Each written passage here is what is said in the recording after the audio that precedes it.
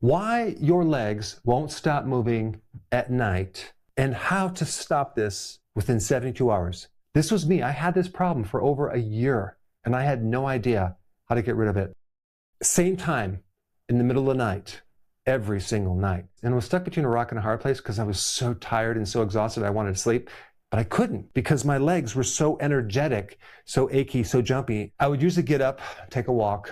It would help for a minute, but then it would come right back. I eventually had to jog around the neighborhood in the middle of the night to get that energy out of my legs. So just to make sure you have this exact problem, there's two things. One, do you have this buildup of energy in your legs, usually the thigh muscle? Number two, it happens in the middle of the night. If you have that, you're going to be very satisfied with what I'm going to show you because within 3 days from now, you will no longer have this. The first thing you need to know is that this problem is not a leg problem. Even though you feel it in your legs, that's not where the problem is coming from. The real problem is somewhere in your brain that is causing a problem in your legs at night. And I want to explain why you have that so you can really wrap your wits around it. A lot of people are treated with a drug that affects dopamine, and that is a neurotransmitter. Dopamine is supposed to keep things quiet in your legs at night. The problem with that medication, when you take it over a period of time, it not only fails to work, but it creates more of a problem. The deeper problem with dopamine usually is a lack of iron. But people that take iron don't seem to get rid of this restless leg syndrome. And I'm going to tell you why. There's another piece of the puzzle that's missing related to iron, because iron is part of a battery in the nerves. So I'm going to make this really simple. You have all these little nerves in your legs that are sending impulses to the muscle, and it's all coordinated by the brain. Within the nervous system, you have these many little batteries. To make up a battery, you need iron and copper. That allows for an electrical flow and these signals to travel across a distance. And so we're talking about electrons, but we need the right amount of iron and the right amount of copper because iron won't work without copper. And so the first layer of this problem is to reestablish these two minerals in the correct balance to get the battery to work. And now another question that people have is, why does this problem with the legs happen in the middle of the night? Well, that's because dopamine is on a circadian rhythm. And it's at its lowest point at night. And so if you are even slightly deficient in either one of these minerals, especially copper, and you go through a low level in the middle of the night with dopamine, everything is exaggerated. You're going to feel the symptoms of low dopamine, which is the urge to move. If you have a subclinical deficiency of dopamine, which means you have a slight deficiency, it's going to be exaggerated if you don't have enough copper or even enough iron. But most people have enough iron. It is the copper deficiency that is a bigger problem. So that's layer one. There's another layer to this because we're talking about an entire engine. You do have a battery, but you also have the motor, okay? So we have something in our body called the mitochondria, which involves taking in your food and turning it into energy.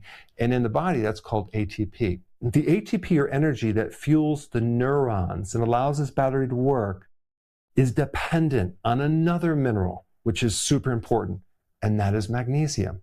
So if you are deficient in magnesium, which is a really common problem, that could be another reason why this entire mechanism is not working. The other interesting thing about magnesium is that it controls calcium in the muscles. In order for your muscles to relax, you need enough magnesium. Magnesium drives the calcium out of the muscles so you can relax. And so if you don't have enough magnesium, the muscles stay tight and achy. And this is why a magnesium deficiency can also cause a cramp early in the morning as well. This is also why a magnesium deficiency causes tight muscles in your traps. Magnesium also has a huge effect over calming the body, especially at night, helping you sleep, and also keeping the stress hormone cortisol as low as possible. And so as you can see, without magnesium, it can affect not just sleep, but your muscles and especially the energy to the nervous system.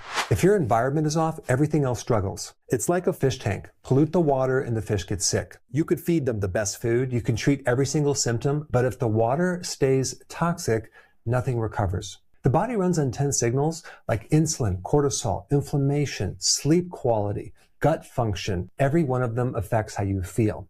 But there is always one signal that is more broken than the rest. And until you fix that one, everything else stays stuck. I built a free 2-minute quiz that finds it for you. It tells you which one of the main signals is holding your body back right now. Click the link in the description, take the quiz, and stop guessing. So we have the first layer with iron and copper, the second layer with magnesium, and there's a third layer, okay? And the third layer has to do with the spark plug that'll activate the entire engine. And that spark plug is vitamin B1. Vitamin B1 is the key to igniting this motor to allow everything to work. And if someone's deficient in B1, which is also very common, they usually have all sorts of issues in the peripheral part of the body, especially even the feet. They might get peripheral neuropathy, which is numbness in the bottom of the feet or the hands. And the other really important factor of B1 is its connection to dopamine. You can't make dopamine if you don't have B1. If there's not enough B1, you also develop or accumulate more lactic acid in the muscles, and they might cramp up and feel achy. And another common problem that I would run into when I was in practice with a B1 deficiency over and over and over would be someone that had nervous tension or anxiety. And then when they would take B1, they would instantly feel relaxed. So we have this problem with the battery, we have this problem with the motor, and then we have B1 with the spark plug. Now, that's all interesting, but I always want to look at what is the deeper issue? Why do you have these deficiencies in the first place? There is one thing that will deplete both copper, magnesium, and B1, and that is consuming high carbohydrates, okay? Now, back when I had this restless leg syndrome, what was I consuming back then?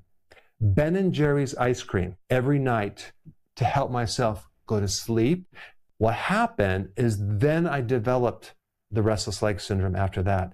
Yes, it initially helped me sleep. That sugar coma just put me out, but then it kept me up with my legs being restless because high carbohydrates deplete B1, magnesium, and copper. How can we get rid of this problem as quick as possible? Number one, you need to stop consuming carbohydrates, especially sugar and especially starch.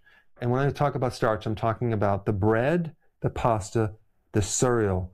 You need to get that out of your diet today. And then I would also recommend intermittent fasting. You should start seeing results the first day of doing this, okay?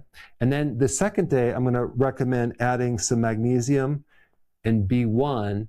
The reason why I recommend glycinate and not other forms is glycinate also increases GABA in the brain and it starts to calm things down. If you can shoot for 600 milligrams every single day, it might seem like a lot, but it's really not.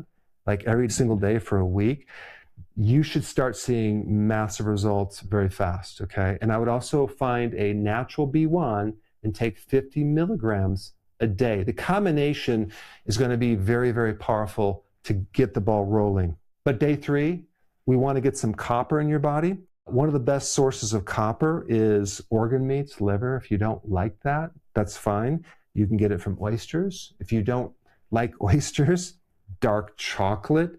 Get the dark chocolate without a lot of sugar. One thing that I do is I get what's called cacao. This is a raw chocolate powder. There's no sugar, and I put a little bit in my coffee. I dissolve it in the morning. Cacao is loaded with not just magnesium, but copper and other trace minerals. But these things right here, over the course of 3 days, 72 hours, should completely get rid of that energetic feeling that you have. And I do recommend doing this for several weeks. And then you can adjust these later on. But what you're going to find, if you go back to consuming a lot of carbohydrates, guess what? This comes right back. So go ahead and do this right now, and then comment down below on how much it helped you. If you want more details on how to do the low-carb diet with intermittent fasting together, I put that video up right here. Check it out.